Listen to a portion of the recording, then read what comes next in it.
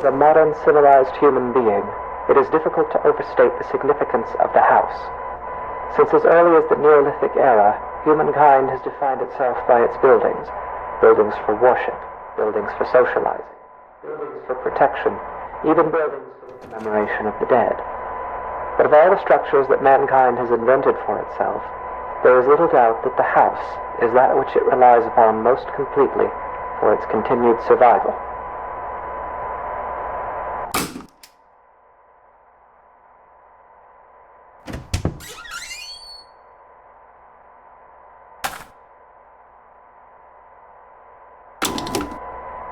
The house is one of the key elements that separates modern humanity from its more primitive antecedents. No other creature goes to such lengths to create lasting, permanent shelter for itself, nor regards said shelters with such reverence and import. Why do human beings of our modern age foster this tremendous sympathy toward their homes? There are many reasons, of course, but perhaps it is due in some small part to seeing them as a reflection of ourselves.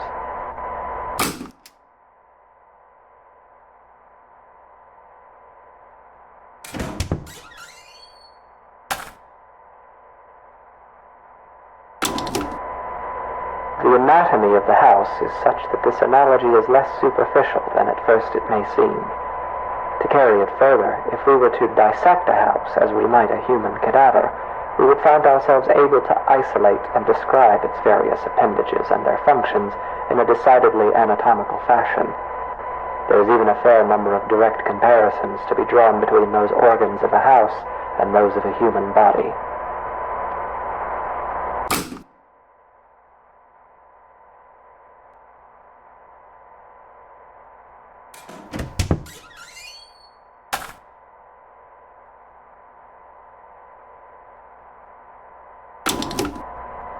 For example, let us examine the living room. Often the dominant space of a house's ground level, as well as typically the center of activity in a well-populated home, the living room is very much the heart of the house. While a human heart circulates blood to oxygenate the body's extremities, the living room circulates people, activity, communication. It is the room most likely to be found beating, as active and vivacious as its name would imply. The comparison is only strengthened when we consider also that the living room is most commonly the room to contain the fireplace, making it additionally a locus of actual physical heat.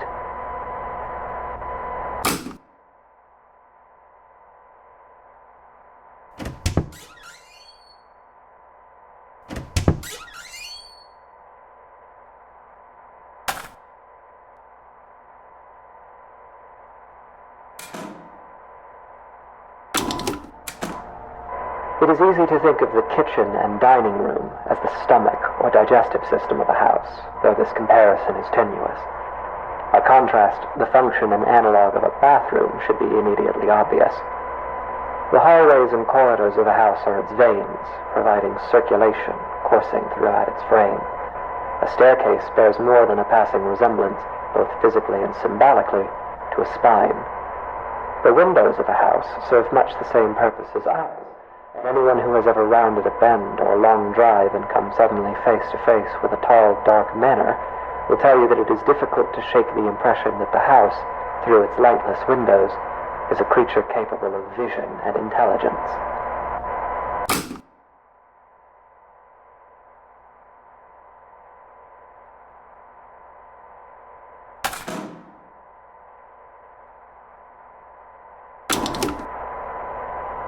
The bedroom is perhaps the room that most eludes direct comparison in this fashion. At a stretch, and allowing for a bit of poetic sympathy, it might be said that the bedroom is not unlike the human mind, or those parts of it which dictate thought and imagination. In the bedroom, dreams are dreamt, passions are ignited, epiphanies are experienced in cold sweat at early hours. In the bedroom is where people invariably spend the majority of their time, though comparatively little of it whilst conscious.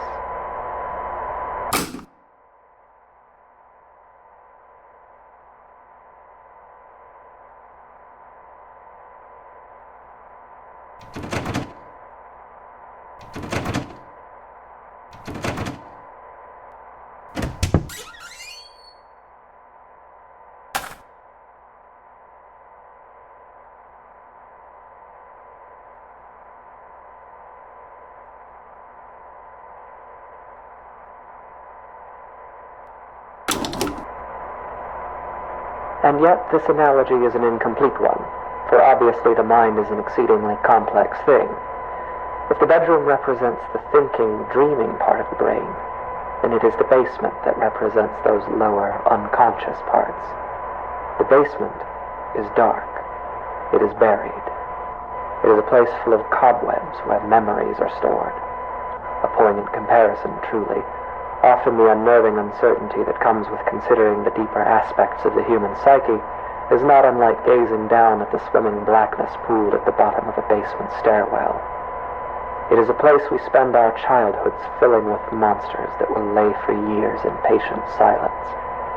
It is a place that, barring some specific errand, we seldom ever want to go.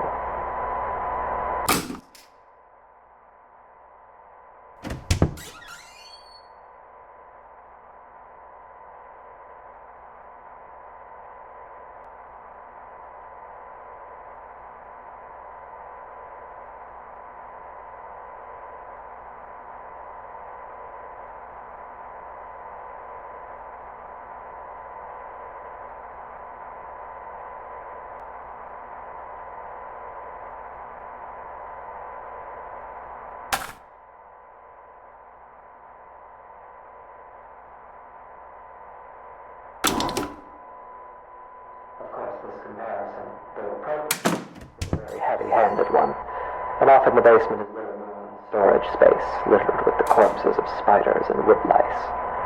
While poets and psychoanalysts no doubt dread the thought of a dark basement, in truth, it is the bedroom, the waking mind, that place of dreams, which is actually the most frightening of all.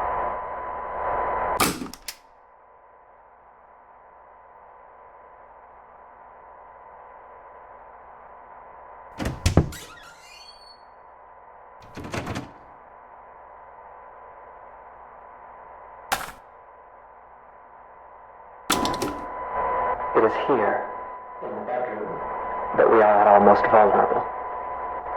Each night we shut our senses to the world for hours at a time, trusting in the house to keep us safe until next we wake. In this state of extreme vulnerability, we will spend something like 20% of our lives. Anything might stand beside us, watch us, keep us company until dawn, and we would never perceive it. We can only pray that the house will not let such things carry on as we sleep. In this way, during these hours, the bedroom seems less like a mind and more like a mouth. For it is here that the house is most likely to betray us. It is here that we place ourselves most at the house's mercy and spend each night hoping that it will not bite down.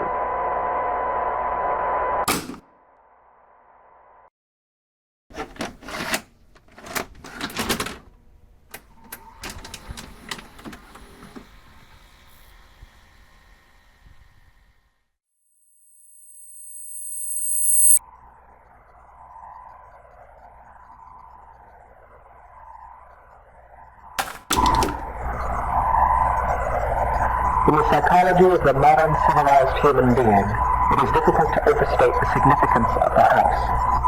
Since as early as the Neolithic era, humankind has defined the era of the dead.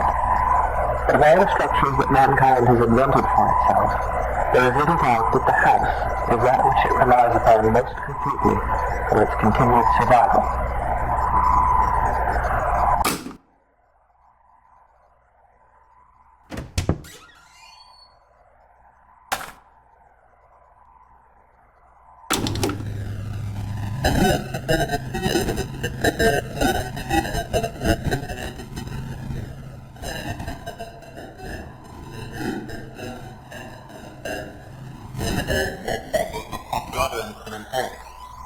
Why do human beings of our modern age foster this tremendous sympathy? The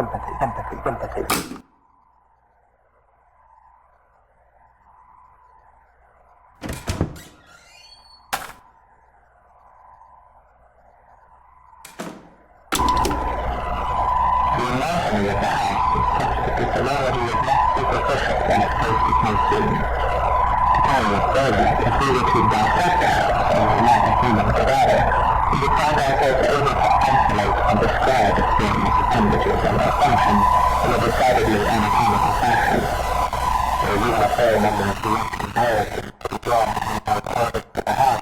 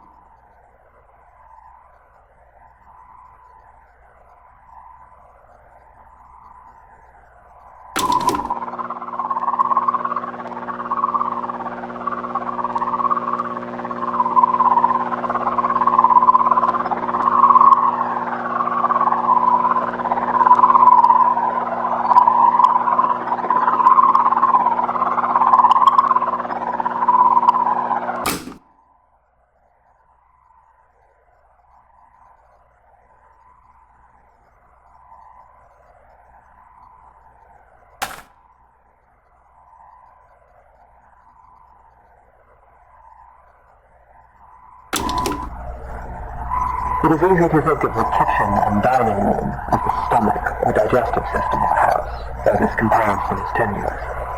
By contrast, the function and analog of a bathroom should be immediately obvious. The hallways and corridors of a house are its veins, providing circulation coursing throughout its frame. A staircase bears more than a passing resemblance, both physically and symbolically, to a spine. The windows of a house serve much the same purpose as eyes, and anyone who has ever rounded a bend or a long drive and come suddenly face to face with a pale, dark manor will tell you that the house is a creature capable of...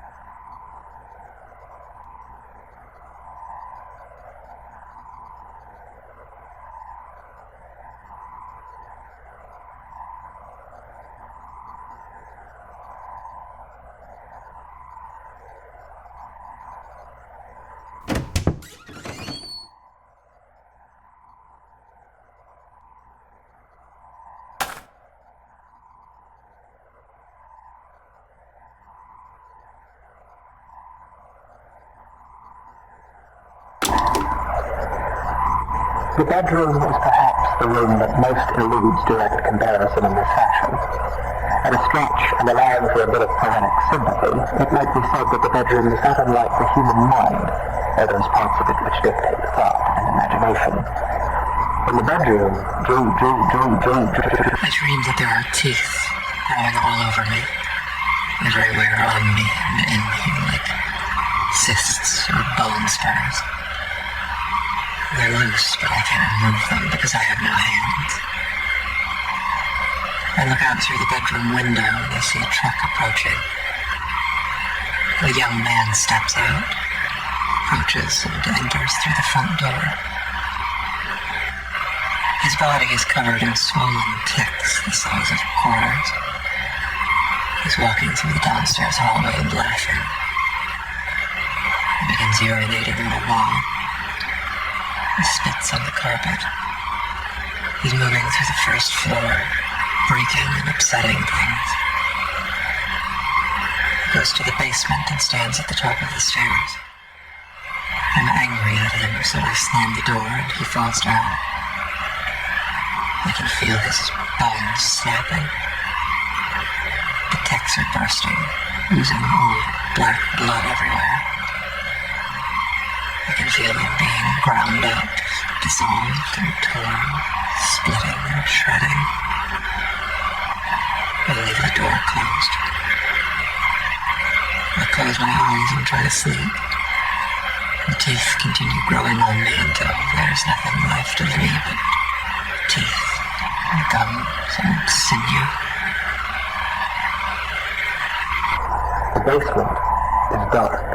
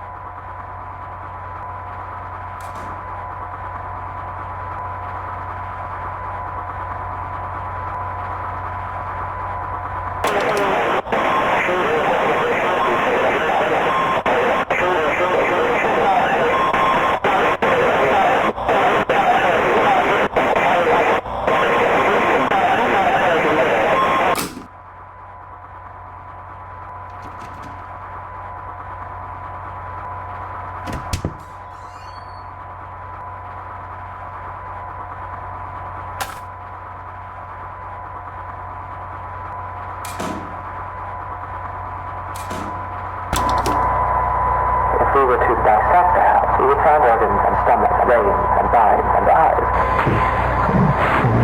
dreams and memories and a mouth that will bite down.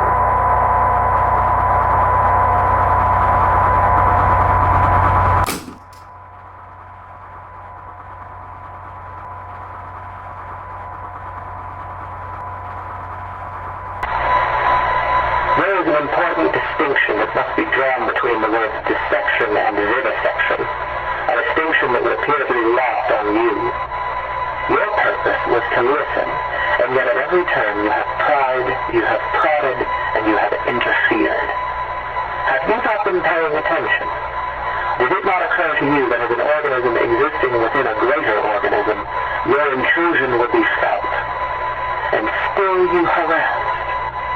And now, like the wayward spider who witlessly settles upon a sweeper's tongue, you will be swallowed. Because the truth is this. When a house is both hungry and awake, every room becomes a mouth.